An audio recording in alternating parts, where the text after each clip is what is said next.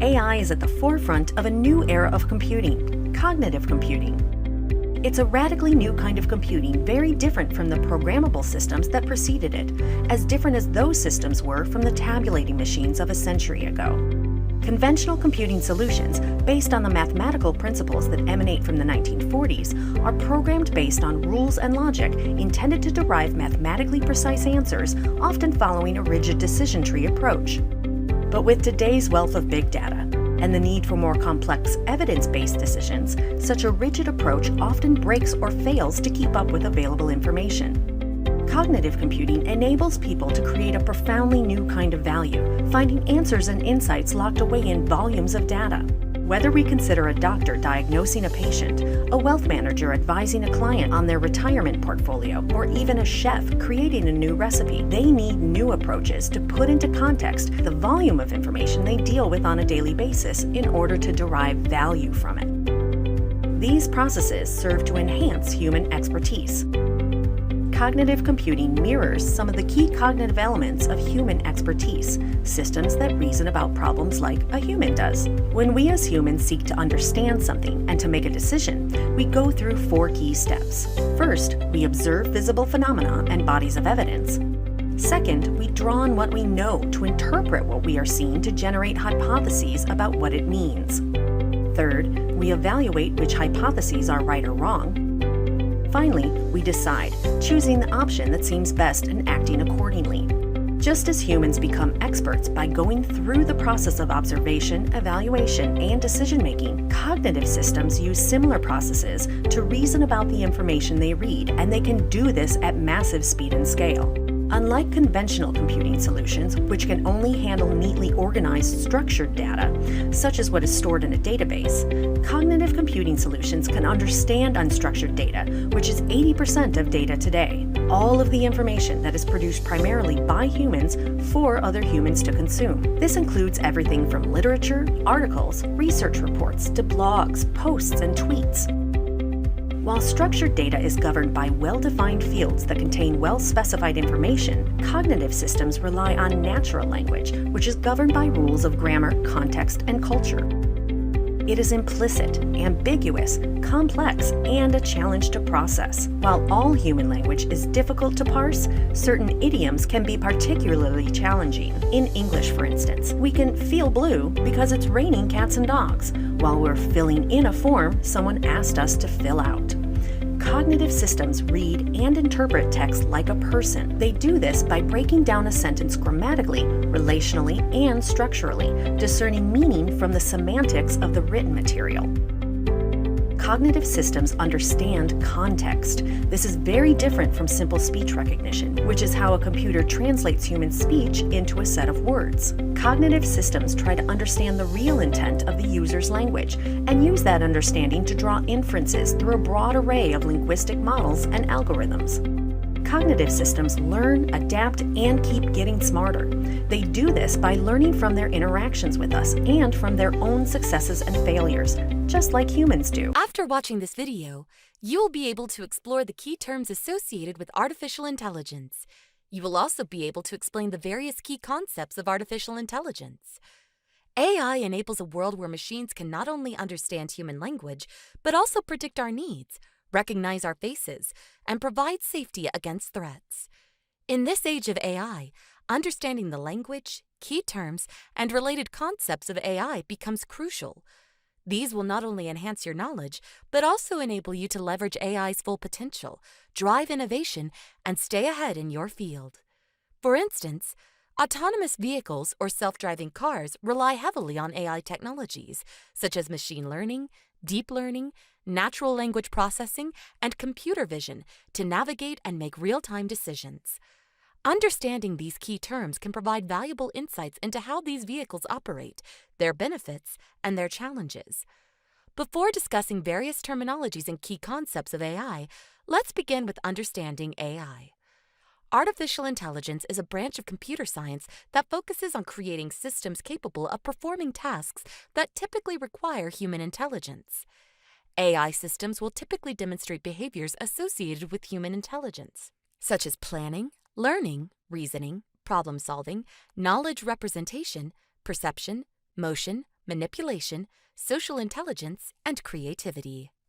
AI is categorized into narrow AI, general AI, and super AI. Narrow AI, or weak AI, performs specific tasks.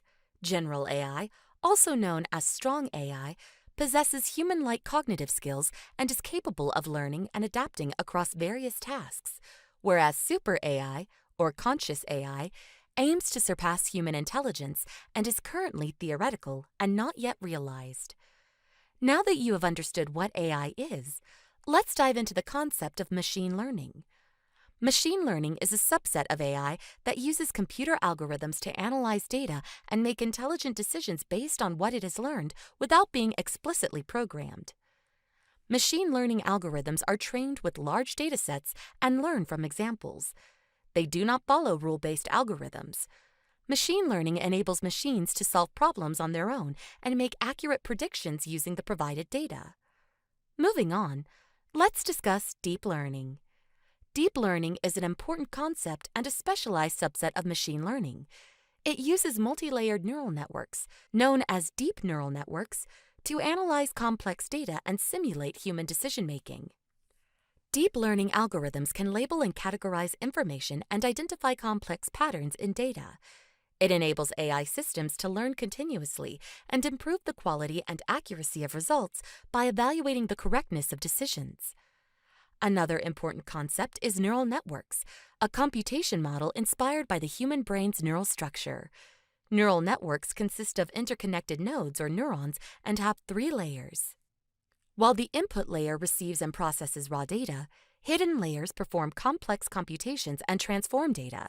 The output layer converts processed data into output format, producing the result. In this video, you learned how AI simulates human intelligence in machines and how it can be divided into 3 categories: weak AI for specific tasks, strong AI with human-like cognitive abilities, and super AI, which aims to surpass human intelligence.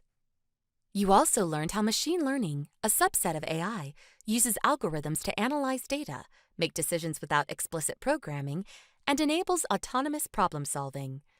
Additionally, you learned that deep learning uses neural networks with multiple layers to analyze complex data. Finally, you learned about neural networks, a computational model consisting of interconnected nodes with 3 layers. Before we deep dive into how AI works and its various use cases and applications, let's differentiate some of the closely related terms and concepts of AI. Artificial intelligence, machine learning, deep learning, and neural networks. These terms are sometimes used interchangeably, but they do not refer to the same thing. Artificial intelligence is a branch of computer science dealing with the simulation of intelligent behavior. AI systems will typically demonstrate behaviors associated with human intelligence, such as planning, learning, reasoning, problem solving, knowledge representation, perception, motion, and manipulation, and to a lesser extent, social intelligence and creativity. Machine learning is a subset of AI that uses computer algorithms to analyze data and make intelligent decisions based on what it has learned, without being explicitly programmed. Machine learning algorithms are trained with large sets of data and they learn from examples. They do not follow rules-based algorithms. Machine learning is what enables machines to solve problems on their own and make accurate predictions using the provided data. Deep learning is a specialized subset of machine learning that uses layered neural networks to simulate human decision-making. Deep learning algorithms can label and categorize information and identify patterns. It is what enables AI systems to continuously learn on the job and improve the quality and accuracy of results by determining whether decisions were correct. Artificial neural networks, often referred simply as neural networks, take inspiration from biological neural networks, although they work quite a bit differently. A neural network in AI is a collection of small computing units called neurons that take incoming data and learn to make decisions over time. Neural networks are often layered deep and are the reason deep learning algorithms become more efficient as the datasets increase in volume, as opposed to other machine learning algorithms that may plateau as data increases. Now that you have a broad understanding of the differences between some key AI concepts, there is one more differentiation that is important to understand, that between artificial intelligence and data science. Data science is the process and method for extracting knowledge and insights from large volumes of disparate data. It's an interdisciplinary field involving mathematics, statistical analysis, data visualization, machine learning, and more. It's what makes it possible for us to appropriate information, see patterns, find meaning from large volumes of data, and use it to make decisions that drive business.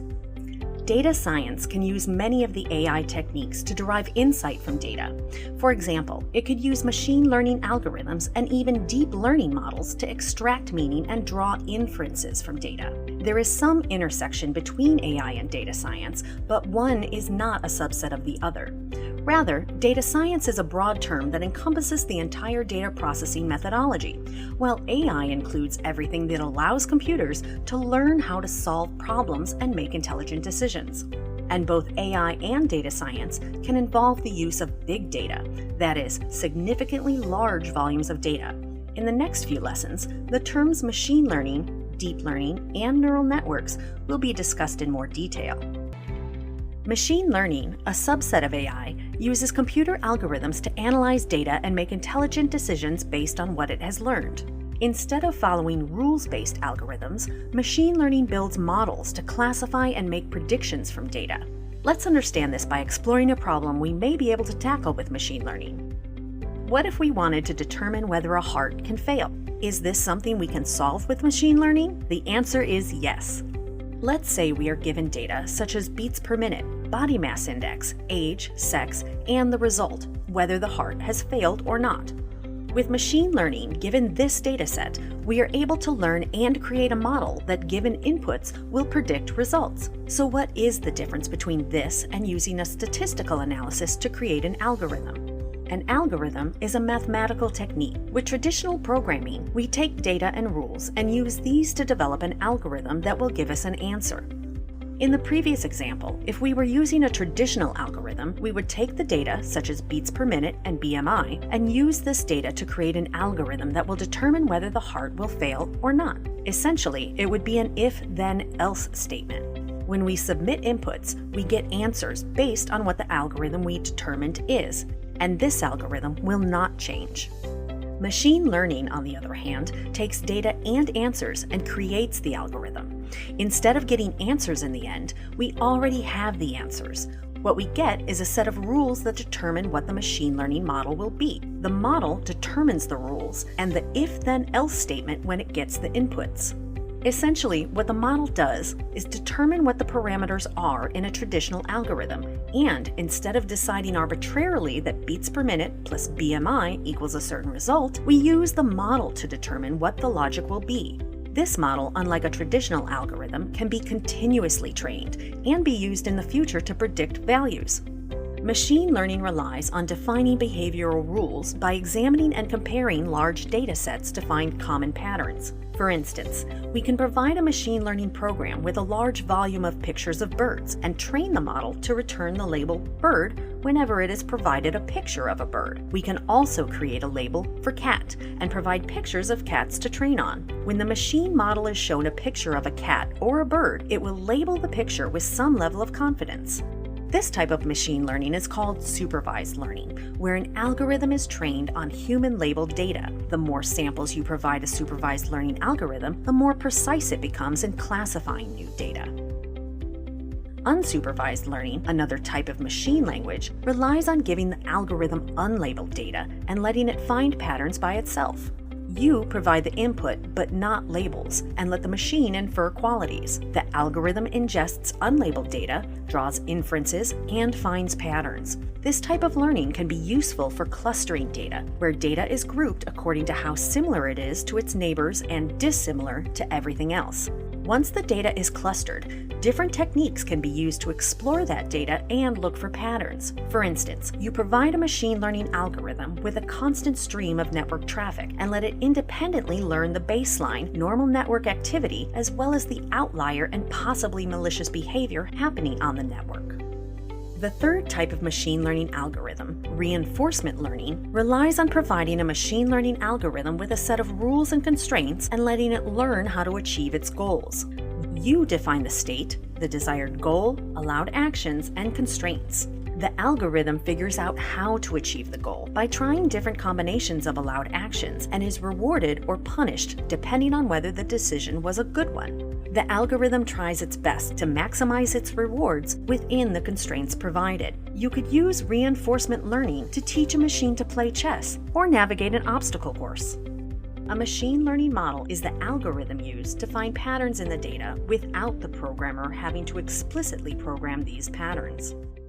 Machine learning is a broad field, and we can split it up into 3 different categories: supervised learning, unsupervised learning, and reinforcement learning. There are many different tasks we can solve with these. Supervised learning refers to when we have class labels in the dataset, and we use these to build the classification model. What this means is when we receive data, it has labels that say what the data represents. In a previous example, we had a table with labels such as age or sex. With unsupervised learning, we don't have class labels, and we must discover class labels from unstructured data. This could involve things such as deep learning looking at pictures to train models. Things like this are typically done with something called clustering. Reinforcement learning is a different subset, and what this does is it uses a reward function to penalize bad actions or reward good actions. Breaking down supervised learning, we can split it up into 3 categories: regression, classification, and neural networks. Regression models are built by looking at the relationships between features X and the result Y, where Y is a continuous variable. Essentially, regression estimates continuous values. Neural networks refer to structures that imitate the structure of the human brain. Classification, on the other hand, focuses on discrete values it identifies. We can assign discrete class labels, Y, based on many input features, X. In a previous example, given a set of features X, like beats per minute, body mass index, age, and sex, the algorithm classifies the output Y as 2 categories, true or false, predicting whether the heart will fail or not. In other classification models, we can classify results into more than 2 categories. For example, predicting whether a recipe is for an Indian, Chinese, Japanese, or Thai dish. Some forms of classification include decision trees, support vector machines, logistic regression, and random forests.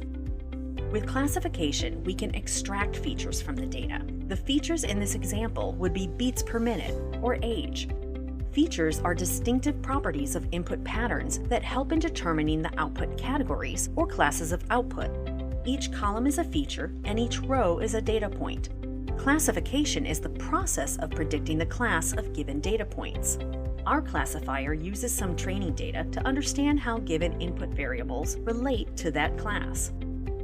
What exactly do we mean by training? Training refers to using a learning algorithm to determine and develop the parameters of your model.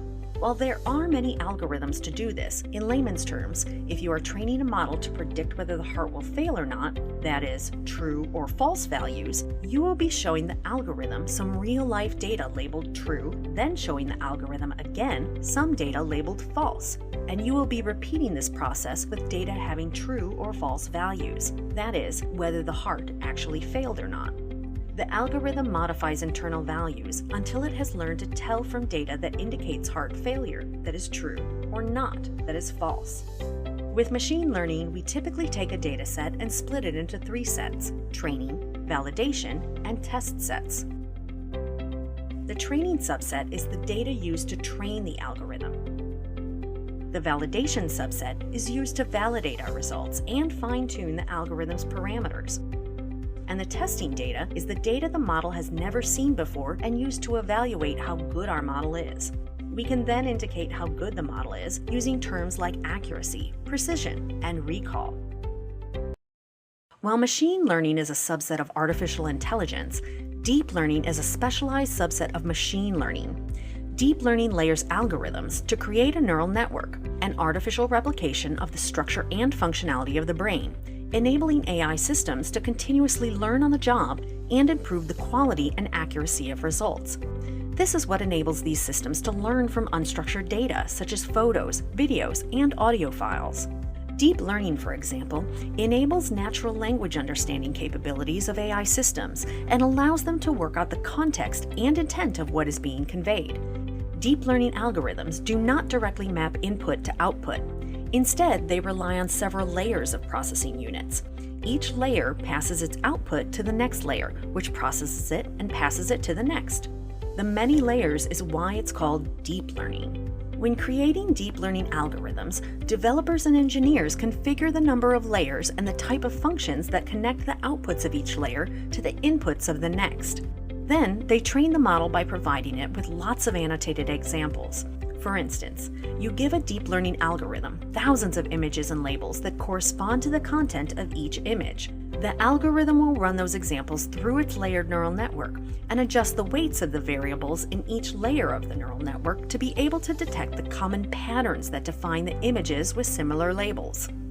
Deep learning fixes one of the major problems present in older generations of learning algorithms. While the efficiency and performance of machine learning algorithms plateau as the datasets grow, deep learning algorithms continue to improve as they are fed more data. Deep learning has proven to be very efficient at various tasks, including image captioning, voice recognition and transcription, facial recognition, medical imaging, and language translation. Deep learning is also one of the main components of driverless cars. Welcome to Neural Networks. After watching this video, you will be able to describe neural networks and their functionality. You will also be able to recognize various types of neural networks. Imagine teaching a machine to learn in a manner like a human brain, like recognizing faces and images or driving cars independently. The mechanism behind such remarkable capabilities lies within neural networks. Neural networks are computational models influenced by the human brain's neural structure. An artificial neural network consists of interconnected nodes, known as neurons. The neurons take incoming data, like the human brain's neurological network, and learn to make decisions over time. By providing the network with data, such as images of cats and dogs, it can learn to recognize patterns and form connections. The more data it is exposed to, the more effectively it learns. A neural network consists of one input layer and one output layer. It can also have one or more hidden layers. The input layer receives the data. For example, in an image recognition task, the input layer would take in the image's pixel values. Hidden layers process the data. Each hidden layer transforms the input data by applying an activation function. Activation functions are mathematical functions that allow the network to learn complex patterns. Finally, the output layer of a neural network produces the final result of the network's processing. Note that as a network includes more hidden layers, it becomes deeper, which is why the term deep learning is used. Neural networks learn through a process called training. Let's understand the steps of this process. Firstly, as part of the forward pass or forward propagation step, the data passes through the layers of the neural network. In this step, the network computes an output. This output is compared to the actual answer to calculate the difference, called the error or loss. This step shows how well the network's predictions match the actual results. Then, in the backward pass or back propagation step, this error is sent back through the network to adjust the internal parameters, such as weights and biases. This adjustment aims to reduce the error for future predictions. The forward pass, error calculation, and backward pass are repeated many times with different sets of data until the neural network consistently makes accurate predictions. There are various types of neural networks. Let's look at some, including perceptron neural networks, feed-forward neural networks, deep feed-forward neural networks, modular neural networks, convolutional neural networks, and recurrent neural networks. The perceptron neural networks are the simplest type of artificial neural network, consisting of only input and output layers. In a feed-forward neural network, information flows in one direction, that is, forward. Each neuron in a layer receives input from neurons in the previous layer and then passes its output to neurons in the next layer. A deep feed-forward neural network is similar to feed-forward network with just more than one hidden layer. The modular neural network combines two or more neural networks to arrive at the output. A convolutional neural network, or CNN, is a type of neural network that is particularly well suited for analyzing visual data. The term convolutional refers to a mathematical operation, where a function is applied to another function and the result is a mixture of the two functions. In CNNs, this process takes place through multiple layers, with each layer performing a convolutional on the output from the previous layer. In recurrent neural networks, or RNNs, each of the neurons in hidden layers receives an input with a specific delay in time. This allows the RNN to consider the context of the input. You can use this type of neural network where you need to access previous information in current iterations. For example, it's useful in predicting the next word in a sentence, as it considers the context and flow of a conversation. In this video, you learned that neural networks are building blocks of AI systems, inspired by the structure of the human brain. Neural networks consist of layers, including an input layer, one or more hidden layers, and an output layer. Neural networks rely on forward propagation to process data from input to output layers. Backpropagation adjusts internal parameters based on the loss calculated during forward propagation. Various types of neural networks include perceptron neural network feed-forward, deep feed-forward, modular, convolutional neural network, and recurrent neural network. So can you talk about the different areas or categories of artificial intelligence? Now, there are lots of different fields that AI works in, but if I were to, on a very, very high level, group some of the major areas where artificial intelligence is applied, I'd like to start off with natural language. Because natural language is, I'd say, the most complex data for machine learning to work with. If you see all sorts of data, whether that be a sequenced genome, whether that be audio, whether that be images, there's some sort of discernible pattern. There's some sort of, yes, this is what a car sounds like, or yes, this is what human voice sounds like. But natural language is fundamentally a very human task. It's a very human data source. We as humans invented it for humans to understand.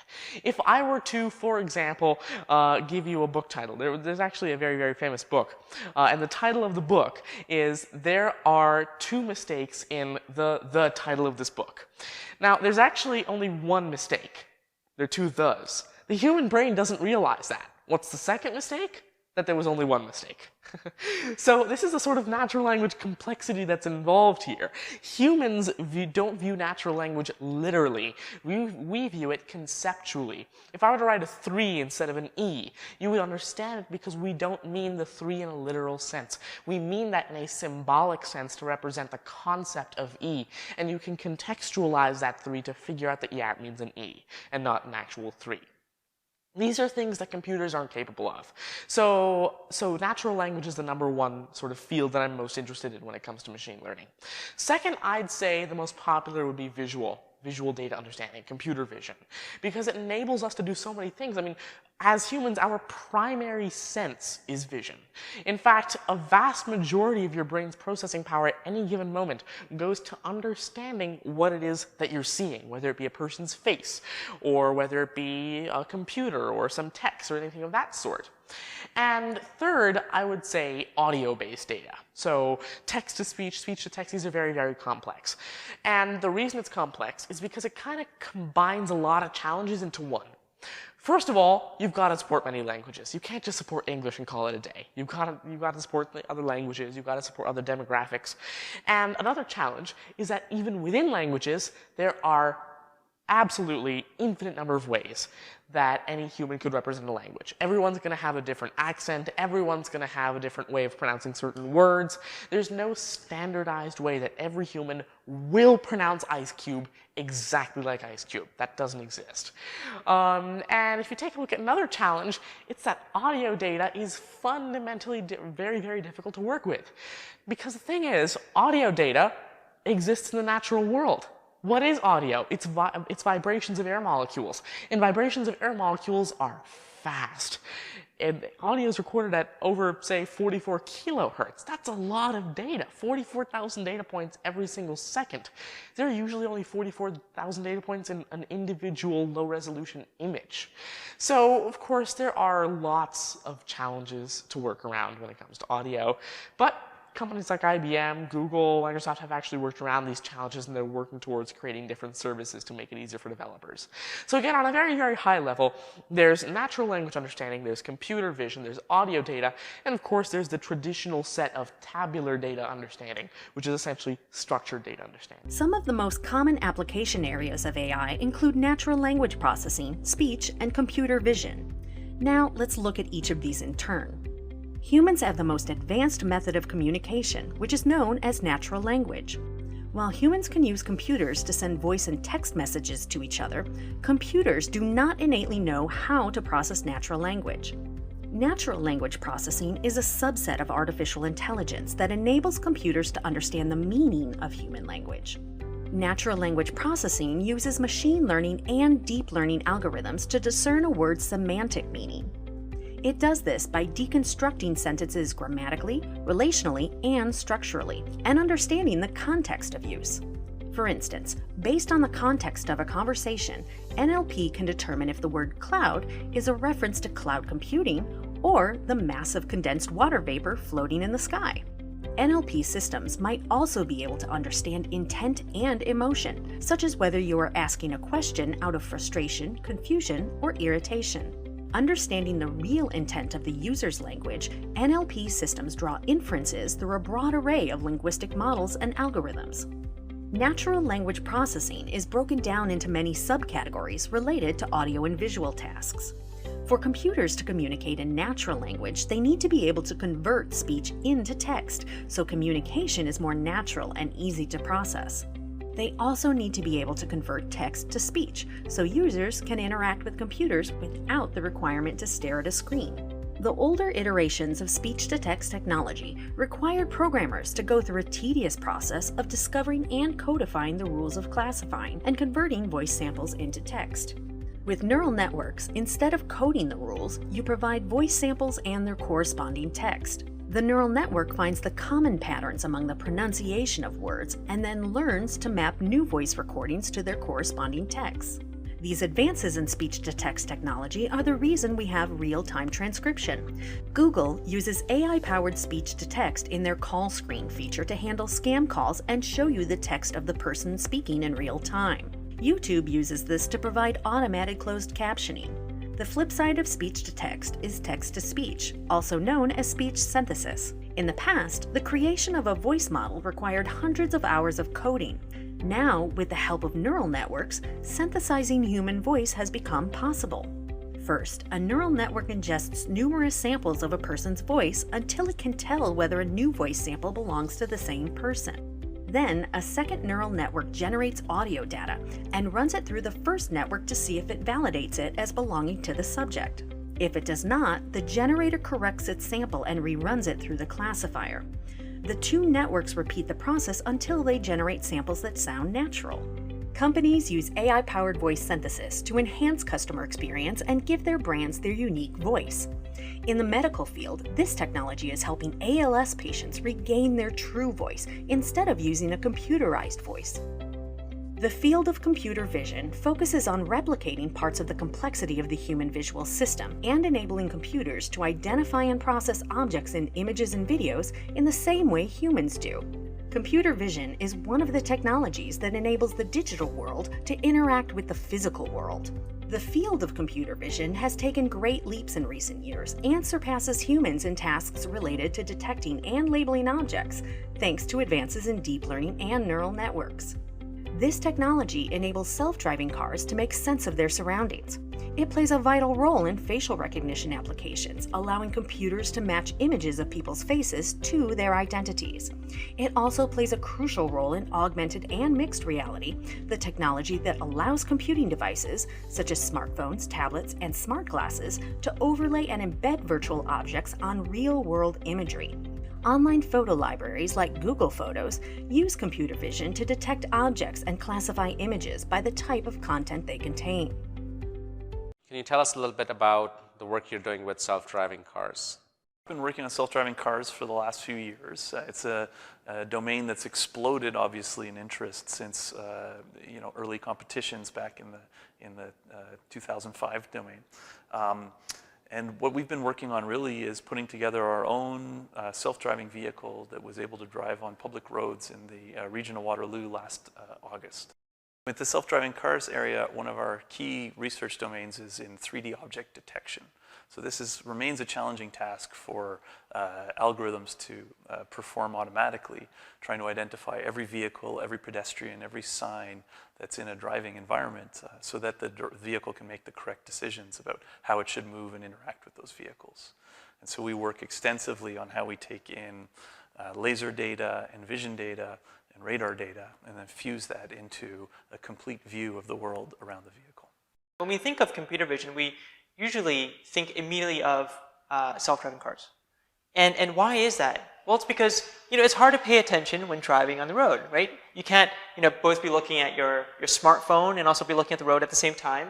Of course, it's sometimes hard to predict what people are going to be doing on the street as well when they're crossing the street with their bike or skateboard or whatnot. So it's great when we have some sort of camera or sensor that can help us detect these things and prevent accidents before they could potentially occur. And that's one of the limitations of human vision is attention, is visual attention.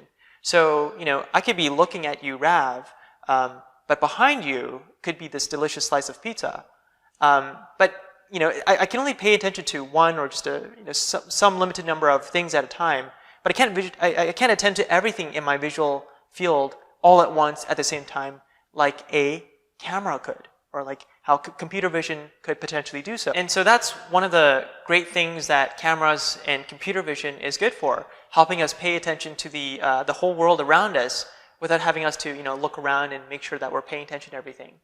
And that's just in self-driving cars. So I think we all kind of have a good sense of how that shapes, how AI and computer vision shapes the driving and transportation industry. Well, self-driving cars are certainly the future, and there's tremendous interest right now in self-driving vehicles, in part because of their potential to really change the way our society works and operates. I'm very excited about being able to get into a self-driving car and read or sit on the phone on the way to work instead of having to pilot through Toronto traffic. So I think they represent a really exciting step forward, but there's still lots to do. We still have lots of interesting challenges to solve in the self-driving space before we have really robust and safe cars that are able to drive themselves 100% of the time autonomously on our roads.